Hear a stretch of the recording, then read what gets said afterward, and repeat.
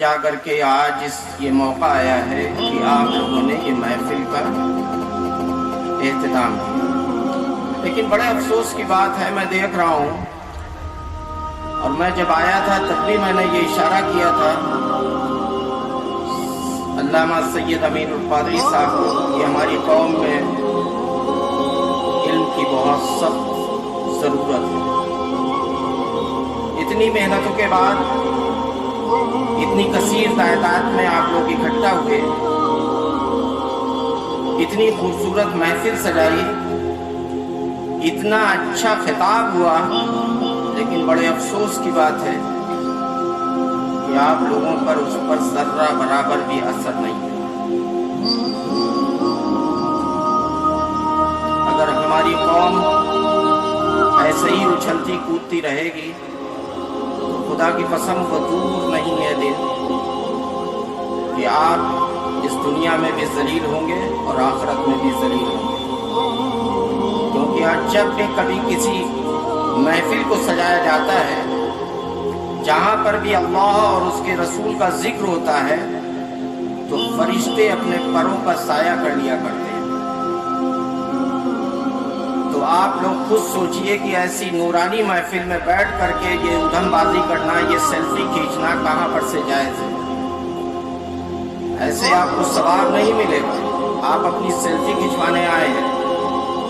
اللہ تبارک و تعالیٰ دلوں کے حال جانتا ہے کہ آپ ہماری محفل میں آئے ہیں یا علامہ صاحب سے ملنے آئے ہیں یا سید رضوان میاں سے صرف پانی پڑھوانے آئے ہیں۔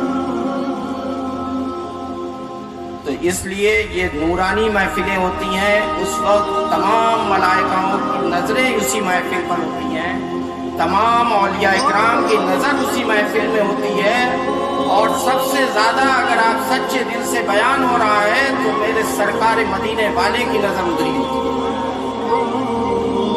اور ایسی نورانی محفل میں بیٹھ کر کے اور ایسی بےہودہ حرکتیں ہوں، نہ کوئی نظام اسٹیج کا ہے، نہ کوئی نظام کسی کمیٹی والوں کا ہے، نہ کسی اس کا ہے۔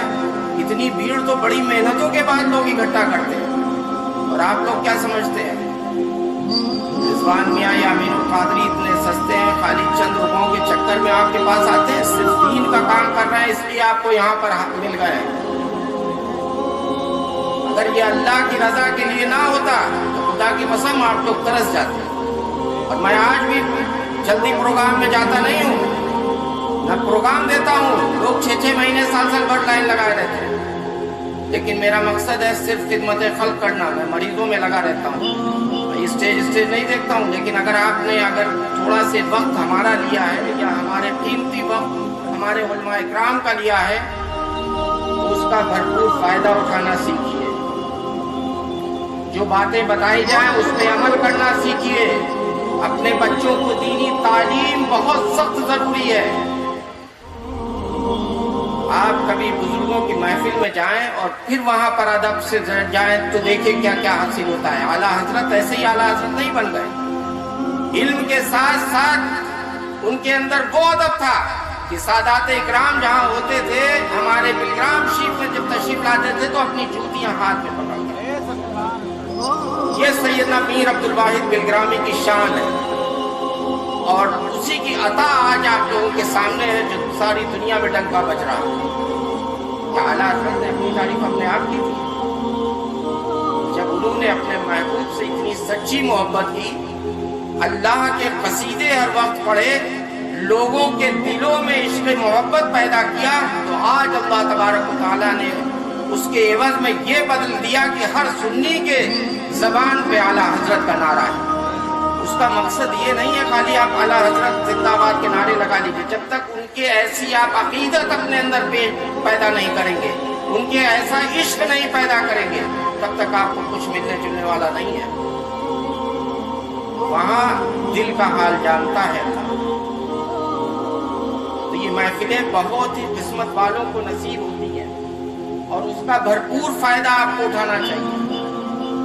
میں نے یہ پہلے بھی جملہ کہا تھا کہ ہماری قوم میں تھوڑی علم کی کمی ہے، اور علم وہ کوئی بھی ہو، اگر آپ دنیاوی علم دے رہے ہیں تب بھی اسے بیٹھنے اٹھنے کی بات کرنے کی تمیز آ جائے گی، اور اگر مدرسے میں دینی تعلیم دے رہے ہیں تو سبحان اللہ اپنے بڑوں کی عزت کرنے کی تہذیب اس کے اندر آ جائے گی. اتنے بڑے بڑے علماء بیٹھے ہوئے ہیں, حافظ قرآن بیٹھے ہوئے ہیں, ان کی عزت کرنا پہلے آپ سیکھ لیجئے. کم سے کم اتنا سلیقہ تو آئیے.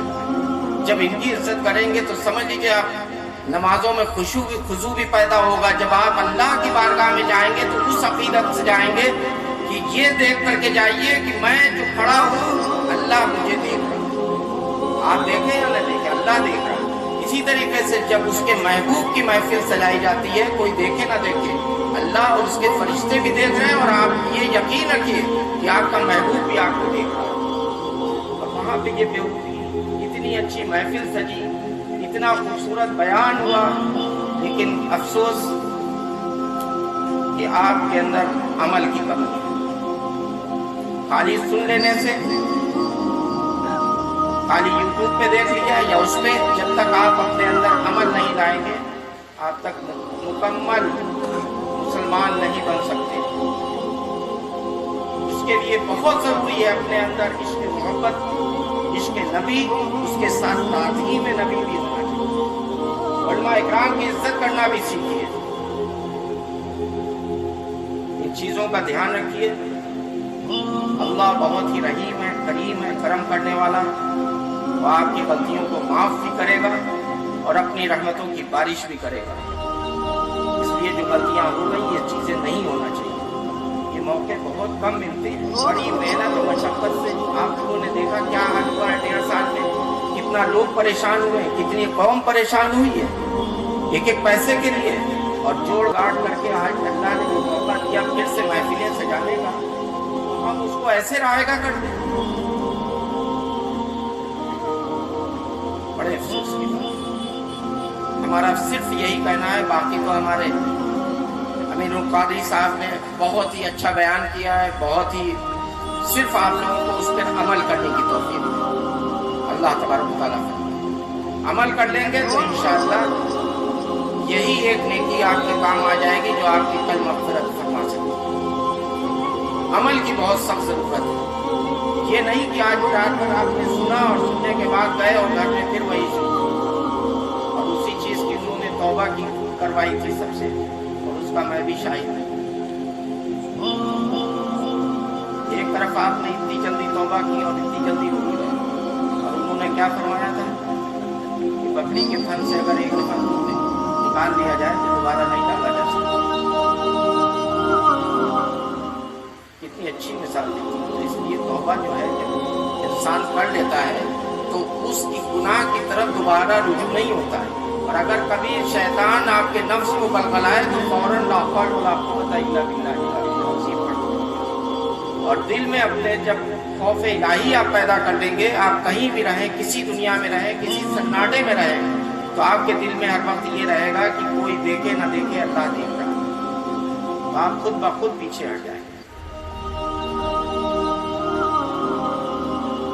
آئیے اسی کے ساتھ